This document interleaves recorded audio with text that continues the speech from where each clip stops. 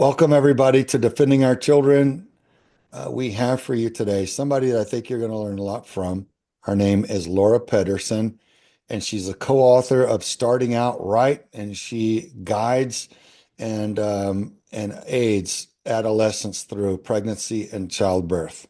Obviously, something that makes sense to any of us if you see teens struggling and they have to deal with this. They need care, they need guidance. And Laura does that. So, Laura, I want you to share a little bit with us, introduce yourself a little bit further, and let us know how you got started in helping our nation's youth. And I'll say, first of all, I'm grateful for your heart for the little ones and what you share and how you help them. So, if you will, just unpack a little bit further and we'll go from there. Thank you, Craig, and thank you for inviting me to come and speak about my passion. And yes, I love kids, I love babies, I love life. I've been very blessed to get to do the work that I'm doing. Yeah, back in shoot, I became a nurse later in life, so I'm a maternal child health nurse. After staying home raising my kids, I went back to school and working in the hospital, taking care of mamas when they have their babies, opened my eyes to the challenges, especially for the young moms. And when I started a nonprofit, um, there was really no services specifically for pregnant teenagers. They were sort of grouped together with a lot of other the adult classes, and they were coming in to have their babies and very just uninformed about the process. They didn't even know about their own bodies. So I started a nonprofit and ran that for 18 years, and over 8,000 teen mamas were affected in that 18 years. We ended up across Tucson and across the Phoenix area. It was amazing. And during that time frame, we saw teens from all walks of life. We supported families, not supported families, homeless teens, um, ones in school, ones that have dropped out of school. Of course, our goal was to keep them in school. With the ultimate goal is for them to have a healthy pregnancy and be prepared to parent their child and move forward in a positive way. And with support and help, we saw that they could do that. Uh, what was interesting is during this time where I was very immersed in all things supporting pregnant teenagers, people kept asking me, what's the deal with teens? Like, what do you care for? And I'm like, actually, I really like kids. I really like teenagers. I like middle school kids. It's before they've been too tainted by the world, and they're still Yeah. really eager to learn. And unfortunately, we were seeing middle school kids coming in pregnant. The youngest one we ever had was 12. And myself, I didn't even know how you could even make babies at 12. That wasn't Yeah. something that I even knew Yeah. about. But so that was an interesting time. I had been attending church. I've attended church pretty much on and off my whole life, but I wasn't really truly engaged in a whole lot. I went on Sundays and I went Christmas and Easter. I checked that box. Yeah. Um, Yeah. and it's really what I say, it's funny how God works on your heart. I was invited to shoot, this is 14 years ago. I was invited to a concert that was raising money through Crisis Pregnancy Center for what was then called Sold No More. And they were trying to start one in Tucson, which was, I didn't even know what that was. And the Christian artist started talking about child trafficking and sex trafficking. And I was horrified that I had been doing the work with pregnant teens for 10 years at this point. And I realized we weren't asking the right questions of the young ladies coming in to make sure they were safe, make sure they were not being put out on the street, they were not being trafficked. I never knew to ask those questions. So let me tell you, our model of care changed dramatically going to that concert. And I had my daughter who was 12, my youngest daughter was with me that night. And part of me, I was horrified that my 12-year-old was listening to these stories They were talking about this artist had visited India and had seen children in cages where they were drugged and breaking them so they could put them out into the trade. And then they started talking about that this is going on in Tucson. And part of me wanted to put my hands over my very innocent 12-year-old. And part of me was like, you need to listen to this. And the gentleman that was part of this organization, his daughter had been taken actually from one of the malls in Tucson. And it really made an impact on my daughter. And I'm thinking, okay, we have a half-hour drive across town after the concert. This is going to be an interesting conversation. And we got in the car and I didn't know what to say. And I'm mortified that I had missed the boat on what was going on with children in our own community. Well, it's easy to miss. I mean, come Oh, on. yeah, unless you're It's really covert. immersed in it. Yeah, Right. Yeah. very covert, very covert. But I was working with teenagers. How had I not ever been told that this was happening in my own community?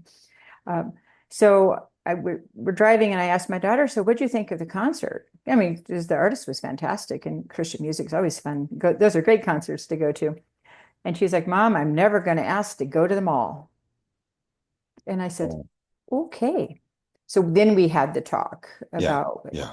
and I said, and your job now that you've heard all this is to tell your friends, and Hmm. you're going to go out and you're going to make sure your friends know how to stay safe. Yeah. And I'm proud to say that my youngest daughter is now a pediatric nurse, and Oh, she's doing wow. an amazing things. And she's such a servant leader, and she really cares for people and has such a heart for the work. And her becoming a nurse, myself being a nurse, it's been quite a blessing to watch her grow into that. But she ended up doing a lot of volunteer work with our teen mamas through the years, and of course, when she went to nursing school. So it's been a fun journey. I'm going to say a fun journey just because I'm so eager to learn. Um, and so during this whole entire process of working with pregnant teenagers, um, I started getting more and more involved with church. And during COVID, it really hit home for me that, you know, is this going to be the end? Is this the end of it all? Maybe I need to, Yeah. A lot of people were driven into a great state of fear. I mean, yeah, absolutely. it was big. So it's like, maybe I need to get back engaged in a church community. And so we found a church community 5 minutes from our house that we'd been driving by for years, going to other churches. And during that time, I was still just doing my thing, working with pregnant teenagers and living life. Um, COVID hit, changes everything, changes your perspective on everything. The year before COVID hit, I watched a movie that I was invited to. I don't know how I was invited to the movie, but it was about the abortion industry. And I went to the theater with a friend and I watched the movie. And the first 5 minutes of the movie left me bawling my eyes out the rest of the movie, Oh, asking God to forgive me for being so ignorant and stupid when it came to what was going on with abortion. So here I'm working with teenagers, and I didn't realize abortion was so prevalent. As a maternal nurse, I thought everybody had babies, right. and this was good stuff. So there's a whole lot more to that part of the story that we can get into. Sure. Yeah. You said the abortion industry. It is an industry. It's big money, and there's a Big lot of money, people in on it, and big money. there's a lot of lives taken Yes, through it. So people are very passionate about it, but I find that there's not a lot of understanding of the factual data of what's really going on and what's behind Margaret Sanger and all of that, right? With the eugenics and the white supremacy and all the dark side of that people would be against if they knew it. But it's, that part's kind of kept pretty quiet. And I think I don't like anything that people need to know that's part of history, that's truth, that's kept from the public. Folks, stay tuned. We'll be back with a lot more from Laura Pedersen. Be right back. Hey, Tim James here. When I was 37 years old, I had some severe gastrointestinal issues.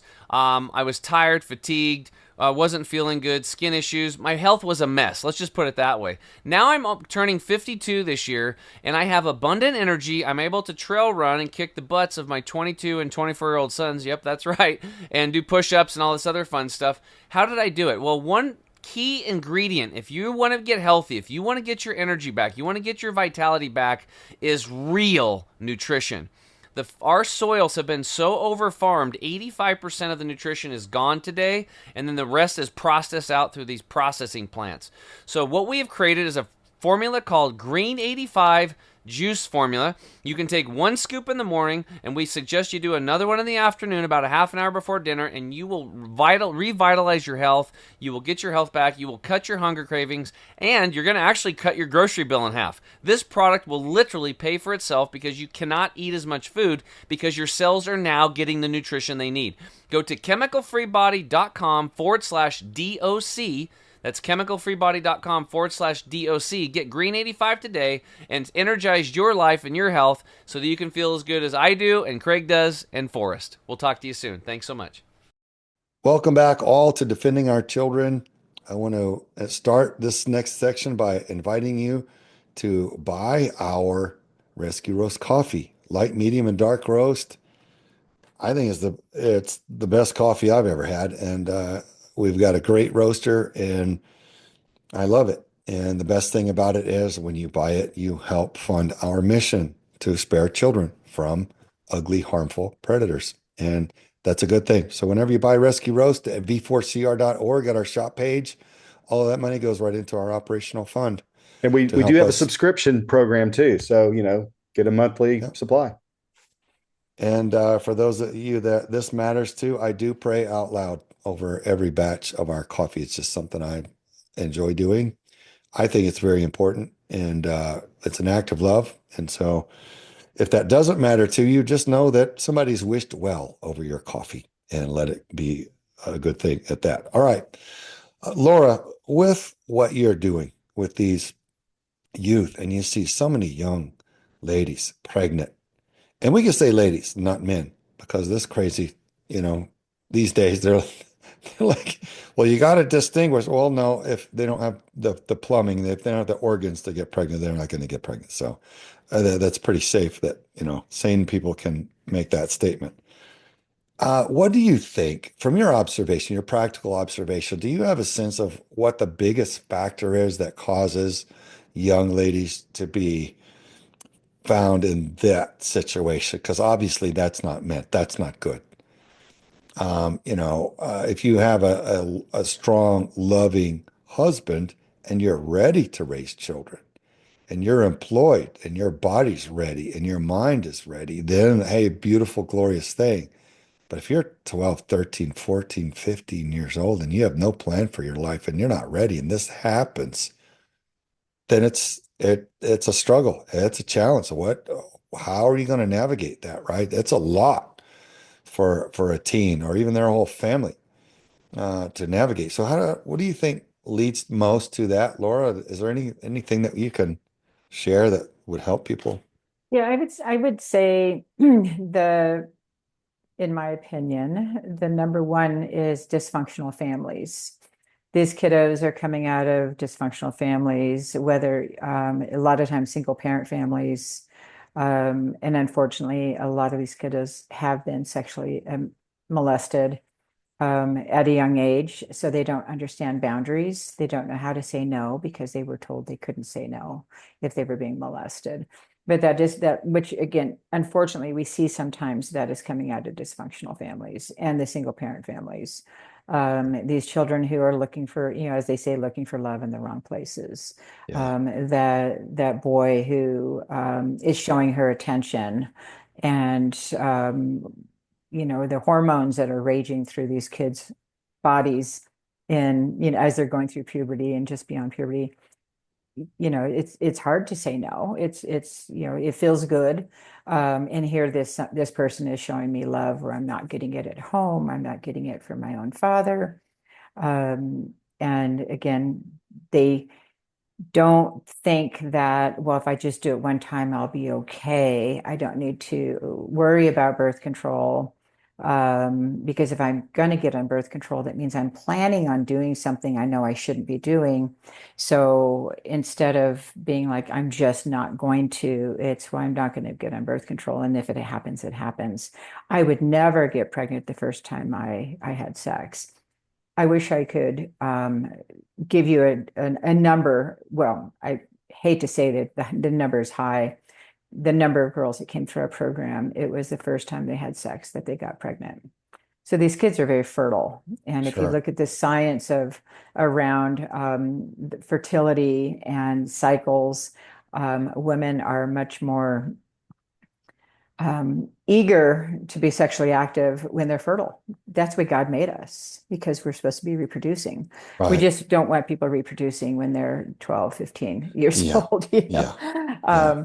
So that's a that would be my biggest thing there. Unfortunately, we do have those young ladies that are a little bit older, maybe 17, 18, thinking if I got pregnant, I could get the boy to marry me and I could live happily ever after with a white picket fence and life is going to be perfect. Yeah. Um, I remember when my son started dating at 16 and I sat him down and I said, um, your body's telling you that you want to have sex. That's normal.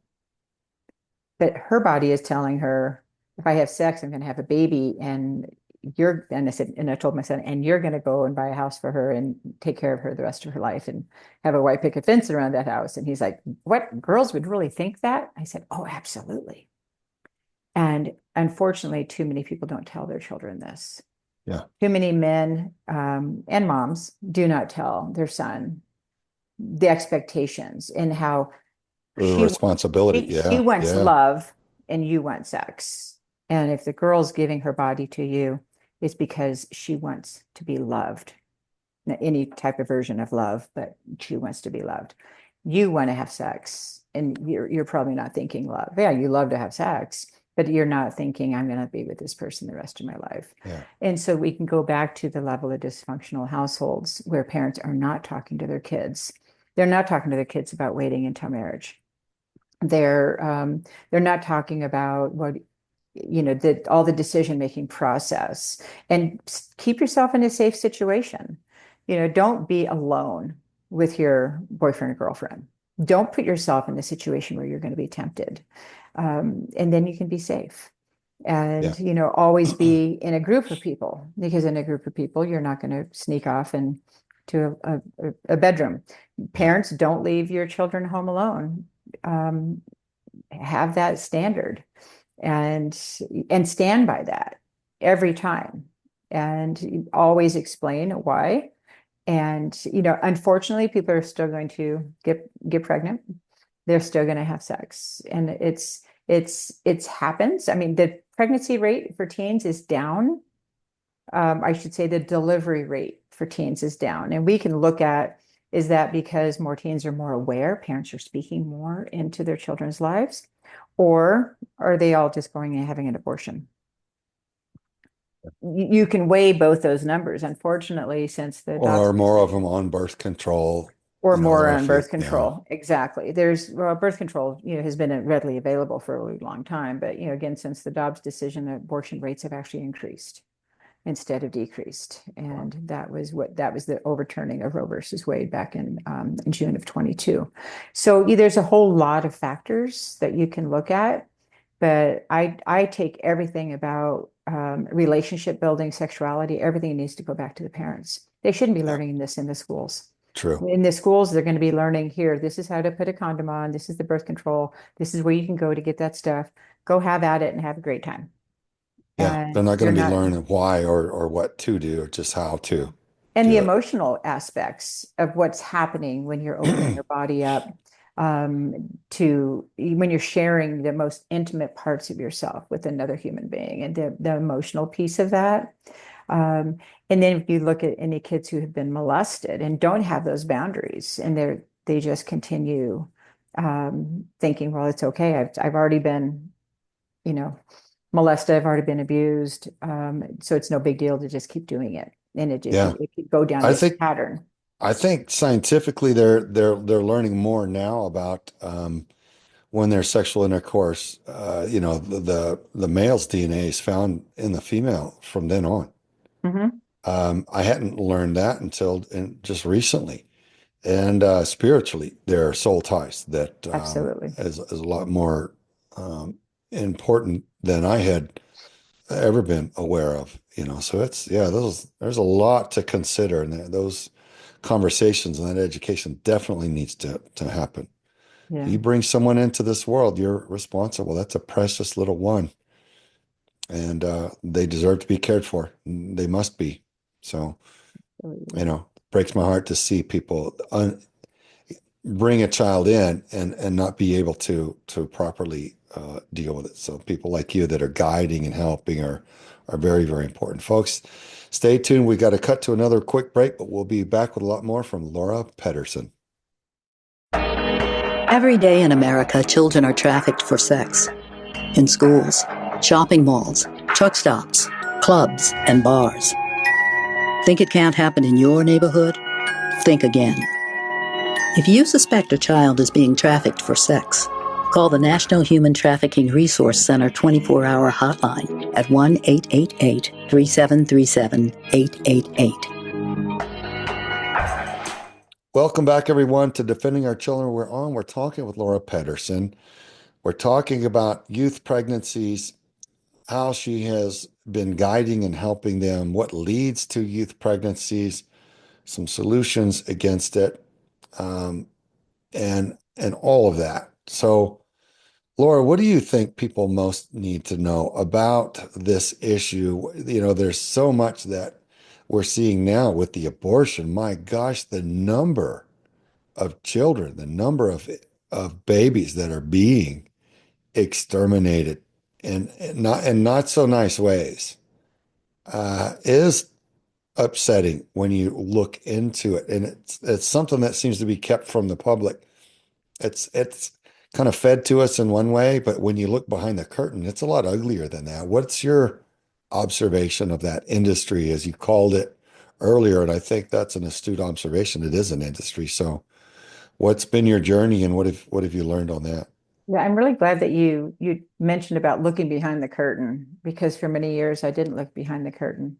As a maternal health nurse, I took care of moms who were having babies, and life is good. And then I was working with pregnant teens and helping them have healthy babies and help them become healthy mamas and good families and pursue their dreams. I never thought about abortion. It didn't enter my mind. I really didn't know how prevalent abortion was. I considered myself a pro-choice Christian. I think that, at the time, I figured, well, it's the law of the land that you can have abortion. Who am I to say differently? And so 2019, I was invited to a movie. I watched this movie called Unplanned. And in the first 5 minutes of the movie, they show a suction abortion of a 13-week fetus. And it was very realistic. The movie is the story of Abby Johnson, and she was a clinic worker for Planned Parenthood for many years. She was a clinic director. Okay. I think she worked with them for 8 years. I'd heard her story about, I don't know, 10 years earlier when she came to town, and I went and listened to it. I'm like, oh, that's a nice story. And it didn't affect me. I just continued doing my thing. I never referred anybody to abortion. I didn't think that people should have abortions, but it wasn't my job to worry about that. And I watched this movie. The first 5 minutes, they showed the abortion, and I sat in the theater and cried the rest of the way through the movie, thinking, how did I miss what was so clearly right in front of my eyes? So I did. I saw behind the curtain, and I was horrified. And all I could think of is, okay, God, what am I supposed to do with this? I thought I'd been doing your work. You've wanted me to work with pregnant teens all these years. Sure. I want to still do that. I've never referred a teen to abortion, but I feel like you're tugging on my heart that there's something else I should be doing. And so the organization that was involved in putting that movie on is actually an international organization called 40 Days for Life. And so I looked them up and I said, well, maybe I should get involved with them. And they didn't have a chapter in Tucson. And so I asked around and I got connected with some other people who were part of the pro-life movement in Tucson. And let me tell you, I have no idea how I made these connections. I really feel like God had a hand in every step of the way. Even me getting to that movie, I don't know how I got the invite. Probably something to do with the fact that I was working with pregnant teenagers. Right. And so I went to a pro-life meeting and I said, well, why does Tucson not have a 40 Days for Life? And they're like, well, there's nobody to lead it. And everybody looked at me and I said, no, no, no, no. I have Somebody enough, needs to, but not me, right? but not me. I have enough on my plate. I'm running an organization. You know, I've got a very active family life. I'm very involved in my church at this point. I don't have time for this. It's something I believe in, but don't ask me to do something else. Um, That's and funny because so so many of us are that way, right? Humans, we're like, somebody needs to do somebody needs something. to do that. It's like, aren't you Yeah. somebody? So a couple other individuals stepped up and said, well, we'll lead. And I said, well, I'll be happy to help. I'll help you do something. I mean, I know how to run an organization. I mean, I might have something to contribute. And within 9 months, those two other people had fallen away, and I was the last man standing. So now, since the fall of 2020, I've been the campaign leader for 40 Days for Life as a volunteer in my spare time. And I've gotten so involved in fighting for life and understanding the ugliness of abortion. Yeah, you mentioned Margaret Sanger earlier. You know, she used to live in Tucson. The Oh, really? No, I Tucson, hadn't known that. the Tucson Planned Parenthood used to have her name on the building. It's no Oh, longer there. okay. Just like her signature Manhattan clinic in New York used to have her name on it. They used to have a street named after her. They've changed all that in the last couple of years because it came out that she was a eugenics person and she was so racist and she wanted to, eliminate all Black and brown people. And that was her reason for even starting abortion. Well, well, And so many I've people known don't know that that. for quite a while, but it strikes me as curious that people hate racism, and I hate racism, Mhm. and but they love Planned Parenthood and they love abortion, Mhm. and they don't realize that Margaret Sanger was a white supremacist. She did Yep, run a eugenics program. They did target, and you can correct me if you think I'm wrong on this. They target minority neighborhoods to set up Planned Parenthood absolutely. to eradicate their offspring. And Yes. if you don't think that's hostile, if you're a minority and if you don't see that Planned Parenthood is targeting your race and setting up in your neighborhoods to eradicate your offspring, then you're just not paying attention. Yeah. You know, Um, what's interesting is um, the African American population in the United States has been steady at about 13%, like for a really long time. That number is not increasing. You can go back and look at the data. It's 13%, which it doesn't make any sense because, America's growing constantly. sure. The abortion rate for African American is 38%. Well, if all things were equal, it'd be 13%. It's 38%, 3 times as many abortions than the population. No wonder the population's not increasing Yeah. because Yeah. Planned Parenthood, and not just Planned Parenthood. I mean, they do about a third of all abortions in the United States every year. There's a lot of private abortionists out there. But yeah, that 38% are African American. I mean, and unfortunately, the people who are fighting to keep Planned Parenthood and keeping abortion legal, they typically land on the side of they hate racism. Well, I mean, I don't know anybody who likes racism. I mean, that's sort of Yeah. silly to say. Yeah. Yeah, I'm proud to be a racist. I mean, that was not something anybody would ever say, but they hate the fact that again, Black and brown people are not treated equally, but they are the ones fighting for money and funding to keep abortion alive. It's ironic. And that's the highest percentage of babies being born or being aborted. So Well, and it's we very we see the frustrating. other social programs too that reward a mother for having many children as long as there's no father in the picture. And yeah, we know through dealing with the victims of child trafficking and all that, that predators target children who don't have a strong father presence in the home. So, man, if you're going to reward anybody for not having a father in the home, you're targeting that those people. Very, very And ugly, that ugly number's in stuff. that 70% range, Craig. And it's all spun like this is caring for them. No, you're setting this up. You're setting them up for this betrayal. So, hey, look, we got to cut to a break, but Laura, you want to let everybody know where to find the website and some of your material?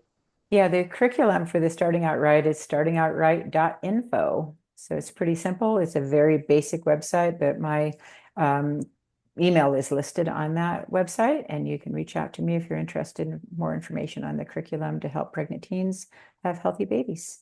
All right, startingoutright.info. Yeah. Fantastic. Folks, stay tuned. We got to cut to a quick commercial break, but we will be back with quite a bit more from Laura Pedersen. Hey, Tim James here, founder of ChemicalFreeBody.com, also the health coach for Craig Sawyer and Forrest Seeley. And I want to help working class people get their energy back and quit having all these health issues. Here's the problems. The average person is carrying around 6 to 12 pounds of impacted fecal material in your colon. This is not good. Number 2, we have terrible nutrition because the nutrition has been farmed out of our soils and processed out.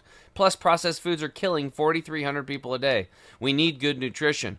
Number 3, our gut microbiome's all jacked up from all these toxins and pesticides and stress. We have to balance that. We also have tremendous amounts of inflammation in the body, and we have an overload of toxins from heavy metals, radiation, and pollution.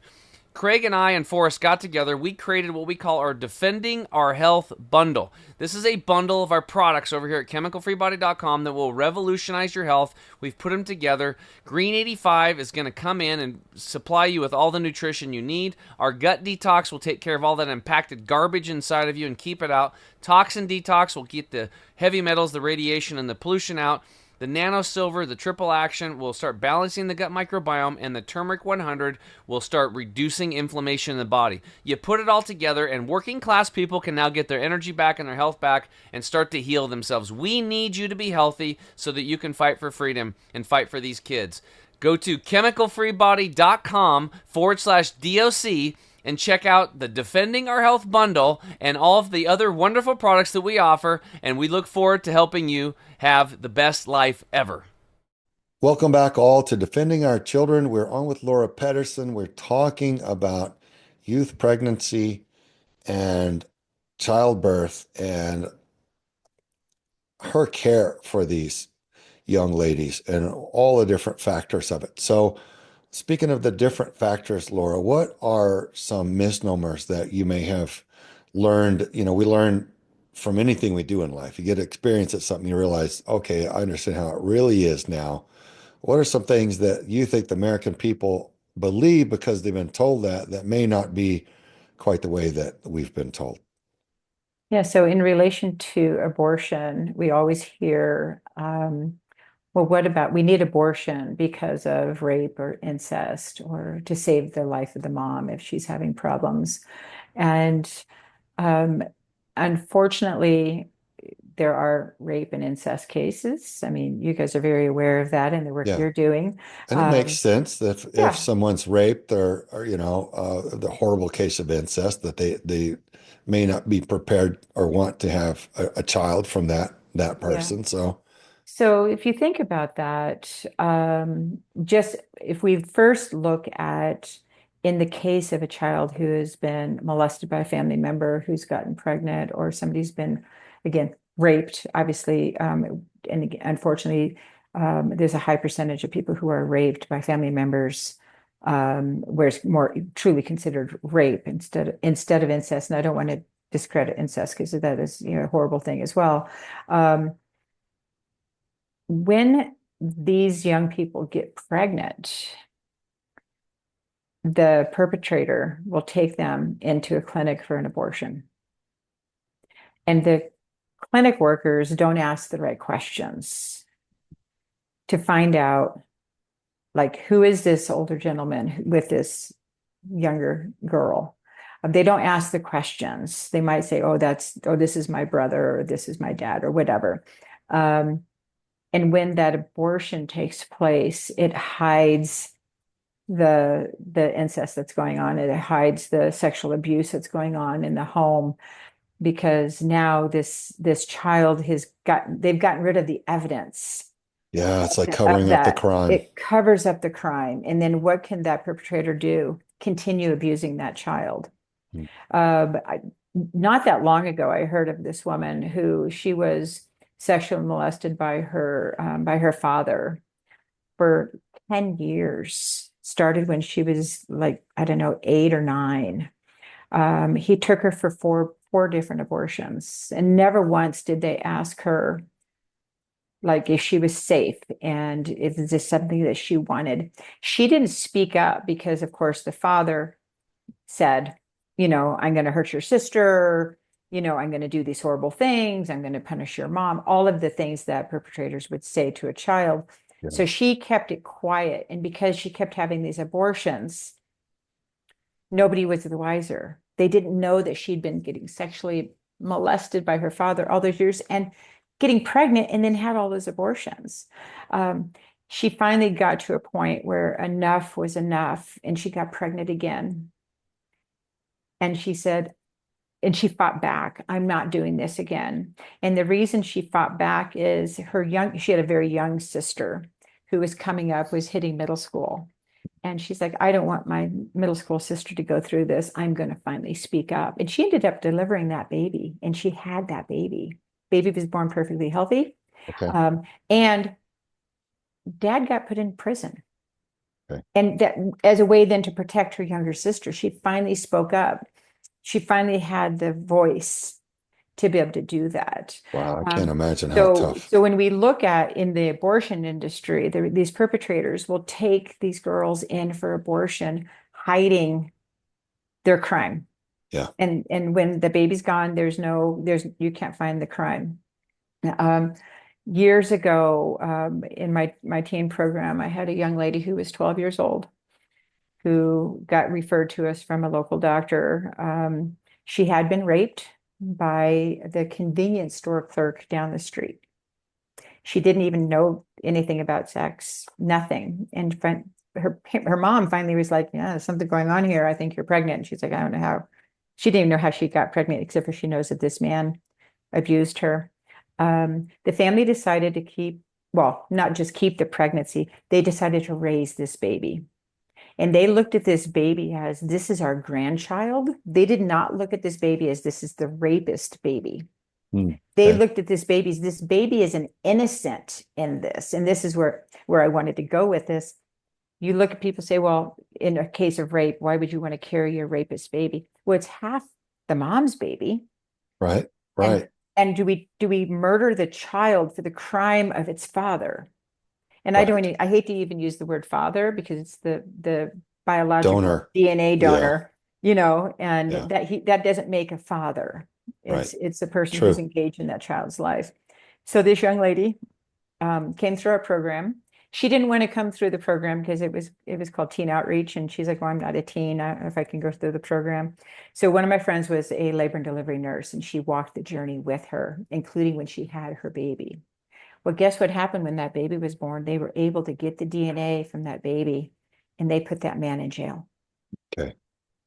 Right And on. that child's has got to be about 20 years old now.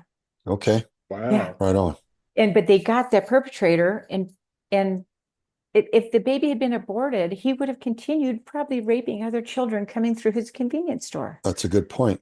So again, first off, we can't kill the product of the rape because it's not the child's fault. Right. And it's Right. half the mom, and it's the grandparent's child. Yeah. It's always amazing to me when I see, because I do stand outside the abortion clinic and pray to end abortion. And when we see parents taking their daughters in for an abortion to kill their grandchild, I've got 9 and another one, number 10 grandchild on the way. I mean, they're my everything. And I Yeah. can't imagine taking my kid in to kill my grandchild. But the rape piece is really perplexing. But society says, well, you would never want to carry the baby of a rapist, or like from your uncle or from your father or from your brother in the case of incest. Less than 1% of abortions are from rape. So it's a very small, small number. Less than And less than 1%. 1%. And how often do we hear that argument, though? Oh, But well, in case of rape, well, it's listen to this cruel argument. not to let them Yeah. kill the baby, but Yeah. that less than 1%. When you have that argument, you say, okay, let's take that 1% out. Let's move that over to this other pile, just for sake of argument.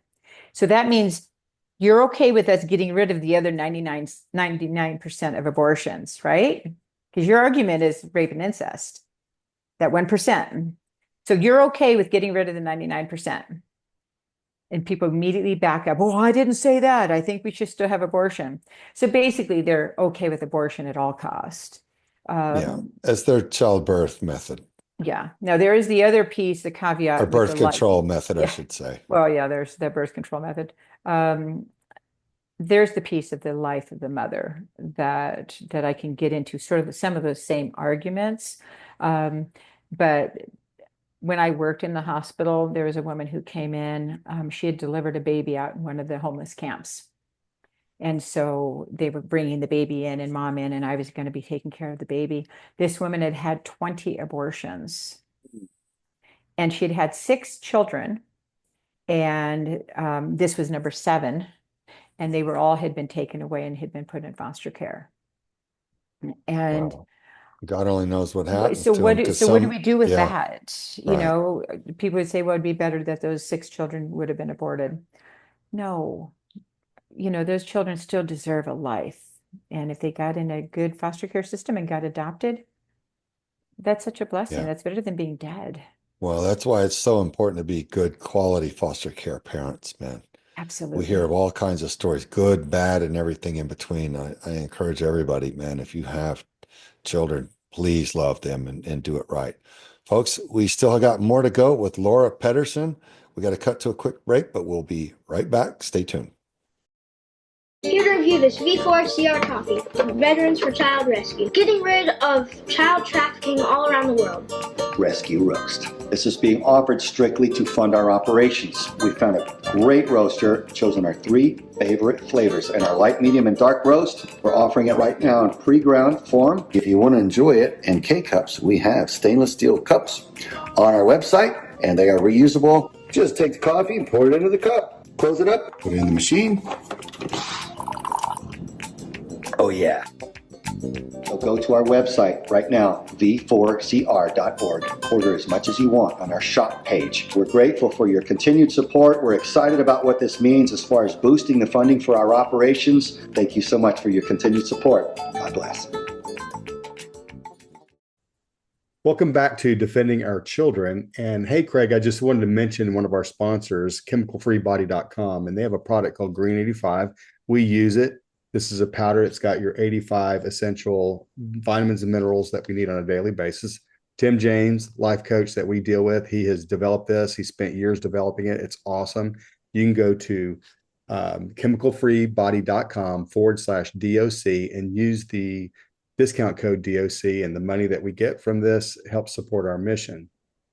Laura, we were talking off break, and one of the things that we had mentioned in the last segment, we were talking about the mothers, and there are these, one of the other arguments that is being used is that the health of the mother during pregnancy, and you had wanted to dive into that. So tell us what you can share with us with your experience with that. Yeah, so the concept that a woman would need to abort her baby to save her own life, there's rarely an incidence where a woman would need to have an abortion to save her life. Through the work that I now do, the volunteer work I do within the pro-life movement, I've met several abortionists, ex-abortionists, I should say, and they're pretty amazing people. And they said in all the thousands of abortions that they performed when they were on that side of the aisle, per se, they never one time had to do an abortion to save the life of a mom. So it is so rare. There's instances where a woman gets pregnant, she gets a cancer diagnosis. And every story I've heard about this, the woman has chosen to continue her pregnancy. And they may decide to take the baby early as soon as it's viable, which is now as young as 22 or 21 weeks gestation. They can take the baby a little bit early so mom can start treatment. There's again the idea that I would have to have an abortion so I can start treatment. That may be 2 or 3 month delay in starting treatment so that the baby is big enough and viable so that they could deliver the baby, is not going to change her treatment options. She can still receive treatment and she can have her baby. There's something all over the internet a couple of years ago of a woman who was highly encouraged to abort her baby. It was a wanted baby. And that's the difference right there. If it's a wanted baby versus not a wanted baby. If this baby was a wanted baby, and she and her husband made the decision to continue the pregnancy. They took the baby, I think, at about 30 weeks gestation as a little girl. Mom started treatment, and mom was cured of her cancer. And they have this beautiful, now like 4-year-old child that is just thriving. And they can't even imagine what life would have been like and the heartache they would have suffered had they chosen to abort that baby. Now, the other piece of this is when you are pregnant and have a health condition and it's not a wanted baby, it's potentially easier to make that decision to abort if you have a health condition. But even then, if that's the only reason why you want to abort and you use that as your reason why I have a health condition, so I need to abort, well, let's wait 10 weeks and deliver the baby at 22 or 24 weeks, because that's not going to change your health condition. And if you don't really want to raise your child, then let's place it for adoption. There are thousands of people waiting to adopt newborn babies. And if we got rid of abortion completely in our country, all the people who are waiting to adopt a newborn baby, there would still be people standing in line waiting to adopt a newborn baby. That's how many people are on these lists across the country waiting to adopt a newborn baby. And we go back to the foster care. Well, why don't people want to adopt older children? A lot of families do. And it's pretty amazing to see that the families who take that chance and adopt an older children, it's harder because those children already have potentially some attachment issues, or, maybe they have abuse in their background. Adopting a brand new newborn, that's where so many people, and there's too many abortions. So many people are not placing their babies for adoption. And with open adoption, it's a really, it's a nice process now where the young woman can select the family, get to know the family, even have the adopted parents there for the delivery, where the baby, and I've seen this happen, where the baby is placed into the adopted mom's arms. The adopted families almost adopt that young woman as well, and she becomes part of the family. And the baby is raised knowing that person was their biological mom, but mom and dad is who's raising me on a day-to-day, and they have that connection. And I have a friend who they did exactly that. They adopted a baby. They kept the biological mom connected. The baby is, she's in kindergarten now. Oh my goodness. She's beautiful. Time flies. Mom was Black, dad was white. Dad had nothing at all to do with the relationship or anything. It was sort of like a one-night stand. This little girl got adopted into a white family. She sees her biological mom, who is now a doctor. She was actually, I think the little girl is in second grade because mom's been a doctor for a couple of years now, so she had to go through med school. And that biological mom's parents are this child's grandparents. Now she has other grandparents as well. She's got 3 sets of grandparents, which is amazing. What kid doesn't want to be? Yeah, exactly. What kid doesn't want to be spoiled by 3 sets of grandparents? So you see some of these things that come out, and yeah, that young woman could have made the decision to go and abort her baby. she chose life for her child, even though it wasn't the ideal situation. Again, why would we go back and cause problem for that child and kill the child because of a mom making not a best decision? Going back to the life of the mom, we just don't see it. The babies can be delivered and then the mom can get her treatment. It's very rare. I know in some of the states where abortion is illegal, doctors get very confused over, okay, we can't perform an abortion here. The woman is hemorrhaging. She's having all of these issues. Maybe she was in a bad car accident. And if they don't, to save the mom, maybe they do have to remove her uterus because she's bleeding out. And they're afraid to. They're afraid to treat the mom because they're saying, well, abortion's illegal in our state.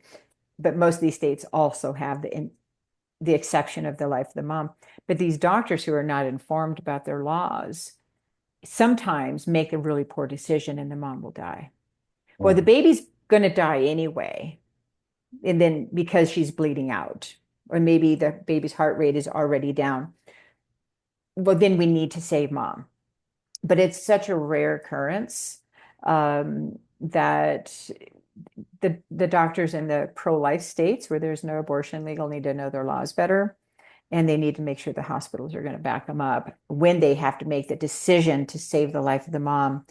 Because if they don't, they're going to lose mom and baby. Yeah. Yeah. And again, Yeah. it's so That's rare. something you need to know ahead of time. Exactly.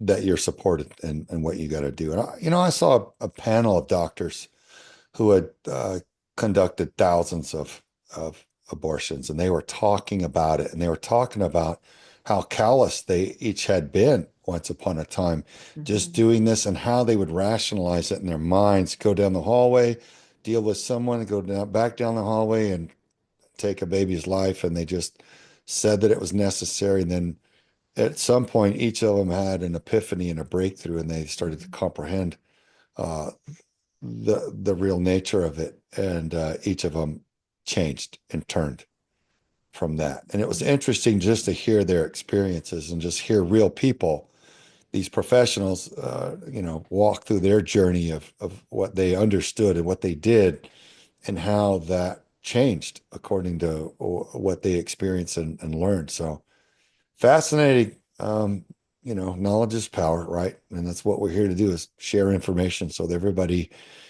within the sound of our voice is empowered by it. Folks, stay tuned. We have one final segment coming up next with Laura Pedersen. To the untrained eye, it's almost never obvious, but trafficking is happening around you, and every child is vulnerable, even yours, even me. If I don't know you care, if you don't show you're interested, someone else might.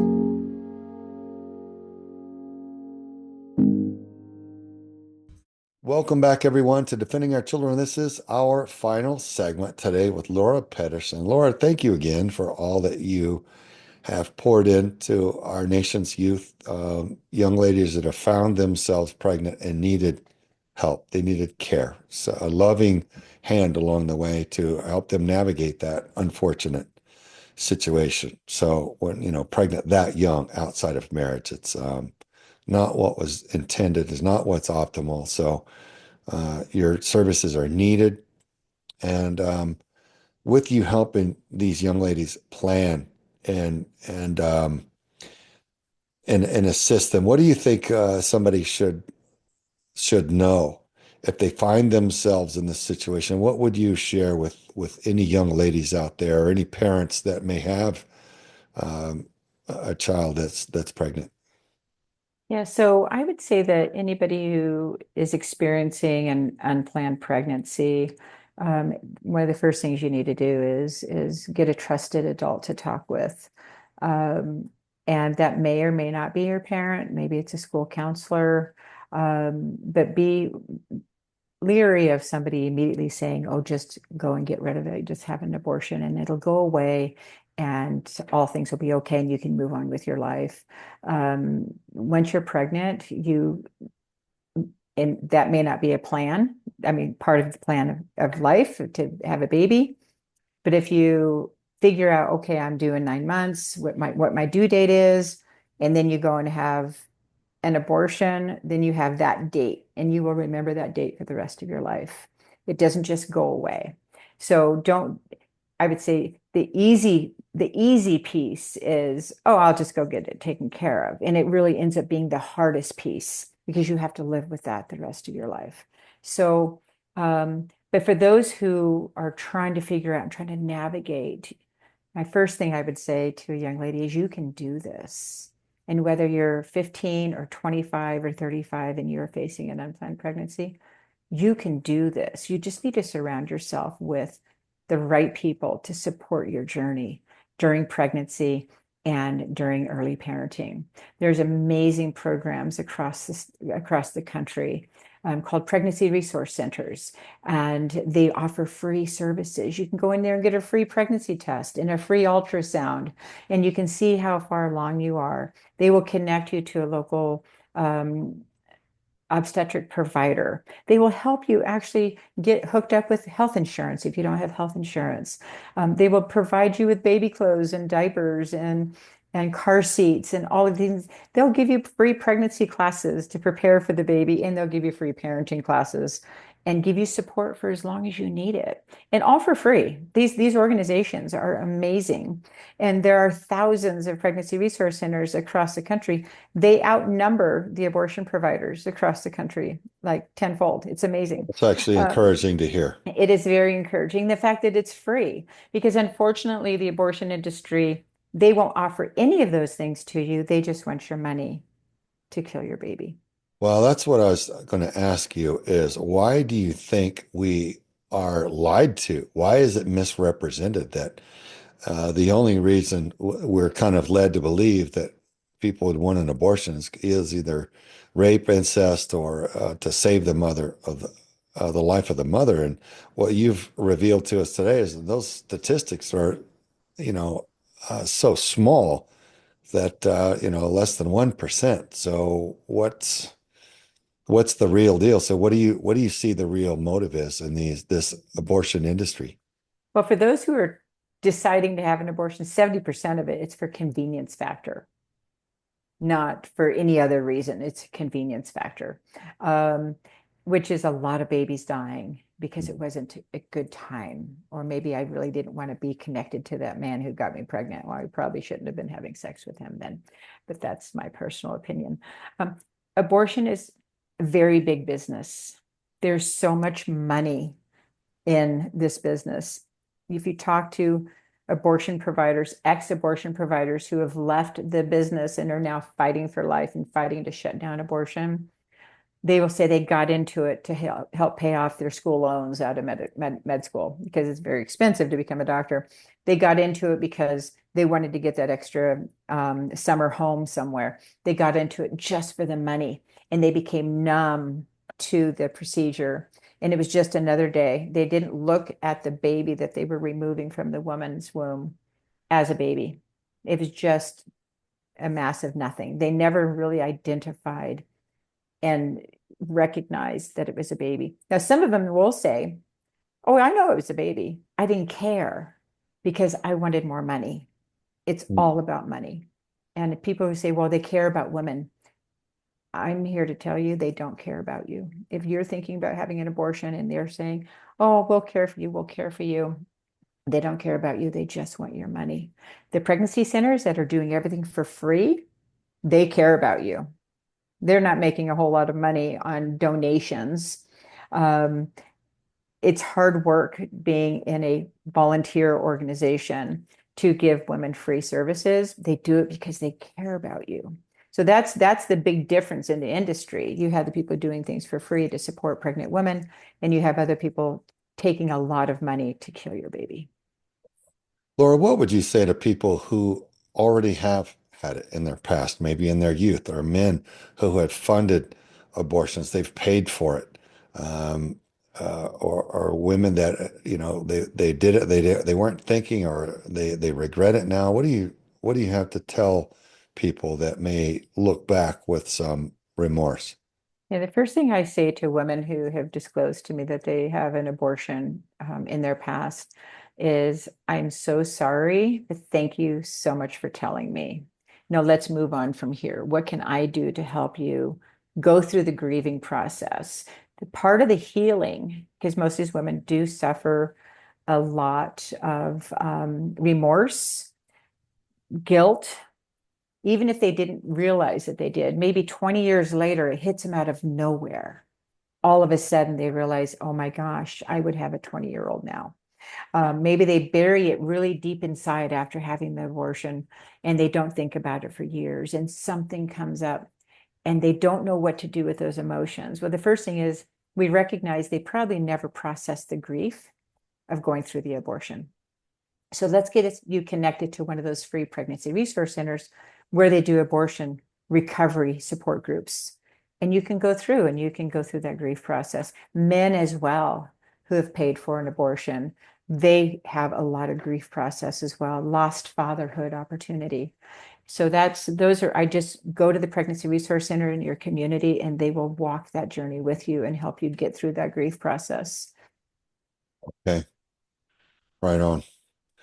Forrest, a little heavy topic, but important one today. Yeah. Yeah. I think I it's think, an important. yeah, I want our listeners to understand that, this is something we should be able to talk about, and don't get angry if you are on the side of, maybe you are pro-abortion and not pro-life. And I'm just saying, hey, just listen to what Laura's had to say, digest it. Don't immediately put up that barrier to that. I find that it's one of those interesting topics to me that you could just say the word, and all of a sudden it's like the shields, like your energy shields, light up, and they're ready for a full salvo being loaded to blast you. And I've learned this probably about 10 years ago. I don't even know how. I just started noticing when we were talking about it amongst friends, a lot of people that I never even thought whether they were pro-choice or pro-life, they were definitely pro-choice. And so it became a volatile subject at that point. Well, thank you, Forrest. Laura, we've got to go, but thank you for coming on the show, and let people know one more time real quick how to find your material and support what you do. Yeah, startingoutright.info. And yeah, reach out to me that way, and I'll be happy to communicate with you. Thank you so much, you guys, for having me. I really appreciate it. Fantastic. Well, yeah, I've learned, and I hope everybody else that's listened to your voice today has learned something. And we wish you all the best in what you do. And for everybody else, the rest of you, join us again next time on Defending Our Children. We hope you've enjoyed listening to Defending Our Children, the show that empowers the people with the information you need to know. Learn more on how to get involved and make a difference at vetsforchildrescue.org, because the children are worthy.